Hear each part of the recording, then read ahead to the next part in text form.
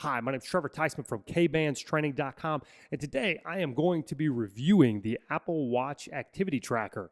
Now, this can be an advantage or a disadvantage for your fitness training, whether you're trying to lose a little bit of weight or if you're trying to achieve some athletic goal. Utilizing this tool can either help you or hurt you. Now, there's going to be a lot of benefits with this, but keep in mind that most all of these metrics are not going to be exact. So if you are a perfectionist, a calorie counter, a track everything to the exact millimeter and things like that, you are not going to find that in a fitness tracker. So keep in mind that it's more of creating your norms and understanding if you're getting more or less of some type of exercise. Now, it is great at doing runs and heart rates while you're doing your runs. It's also great for doing swimming events, but I have to say that one of the biggest problems with activity trackers out of all of the clients that I've ever worked with, they take it as a 100% guarantee that what they're reading is what it's going to do for you. So if your goal is to increase your fitness level by running marathons or trackable data that it's good at, then it will be very good at that. If you are utilizing this as a body composition tool, so what I mean by that is if you're trying to reduce your calorie intake and you're trying to lose some pounds, it's going to be very difficult for you to utilize an activity tracker and be exact as you'd like it to be. Now, let me dig into that a little bit. For instance, if you lower your caloric intake, then you're going to lose weight.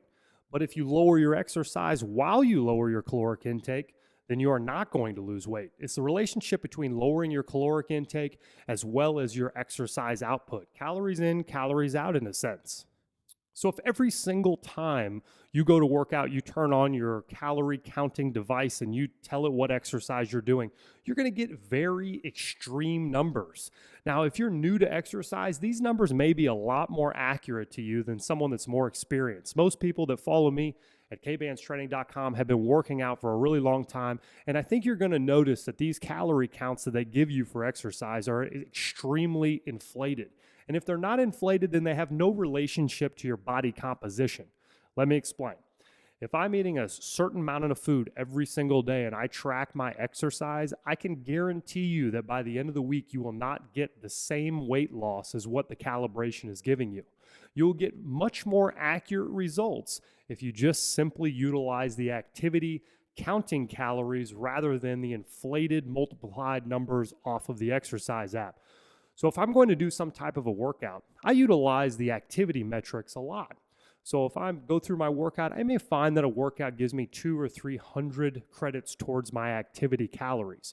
But if I turn on the workout app, it will multiply this by 3 times. I'll finish a workout with 7 or 8, even 900 calories counted on the activity app, which if you're utilizing apps like MyFitnessPal or calorie counters can be detrimental to your positive results.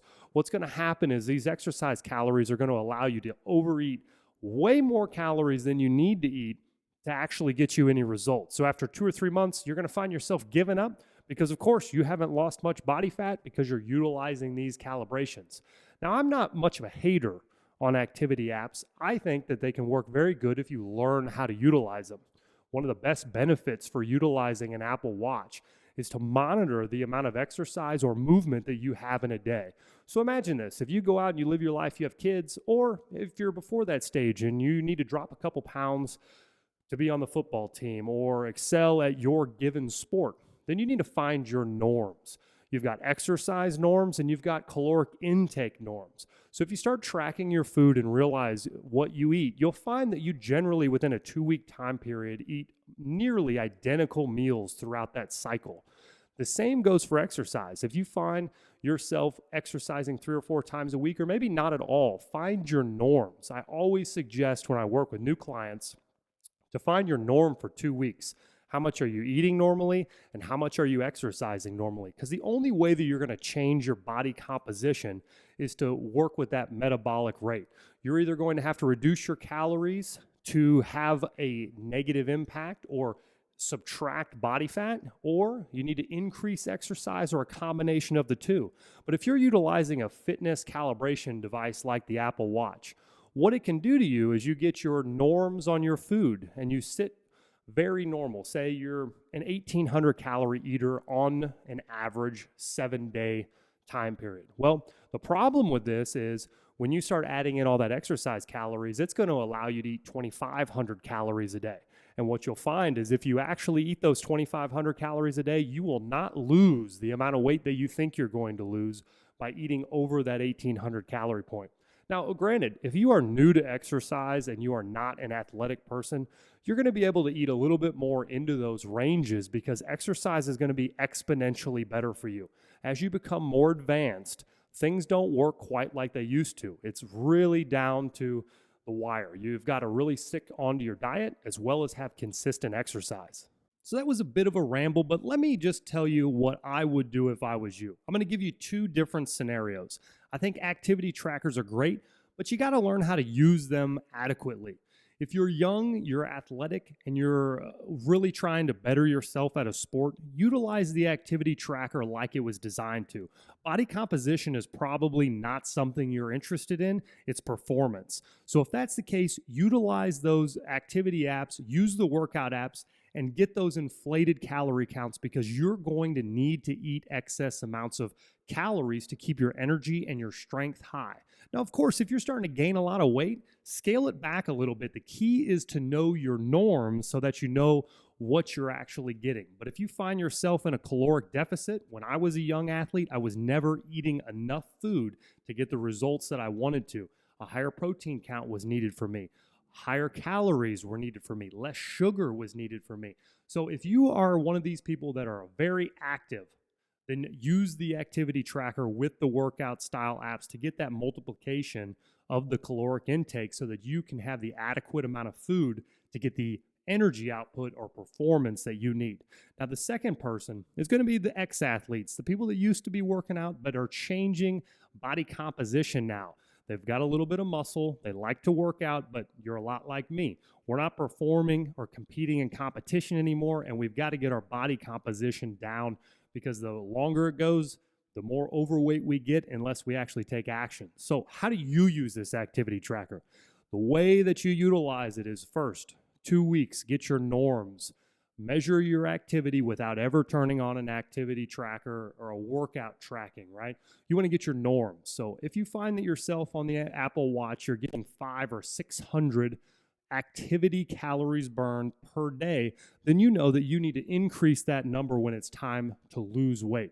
So on average, I get about 500 to 600 points on an activity tracker any given day throughout a 7-day time period. So what I do when it's time to drop a little bit of pounds, I'm going to increase that to 1,000 or 1,100. I'm never going to turn on the activity fitness tracking workout app. I'm not going to plug in that I'm lifting weights and let it multiply my caloric intake. I'm not going to turn it on when I go for a walk and have a multiplication effect. What that means is if I go on a walk and I use my activity tracker, it could be anywhere between 30 and 50% less calories burned than if I turn on the workout app itself. So if you're finding yourself a little bit into this stage where you're finding it very difficult to lose weight and you have an activity tracker and have been using it for a long time, you're most likely using it the wrong way. In my opinion, the best way to get people results is to just stick to the simple activity tracking rather than the fitness workouts portion. Utilize the activity. If you find that, like I said, the norm's 500, increase that by 200, 300, 400 calories a day. And then your goal is simply to hit that number, whether it be walking around with your kids, playing Frisbee, take a jog, lift weights. You just have to get to that number every day. We'll get into some other things when it comes to calorie counting for food or things like that if you're trying to change your body composition. But overall, this is going to be my Apple Watch activity review. I think it's a great tool, but you got to be careful and make sure that you understand what results you're looking for and how to actually achieve them.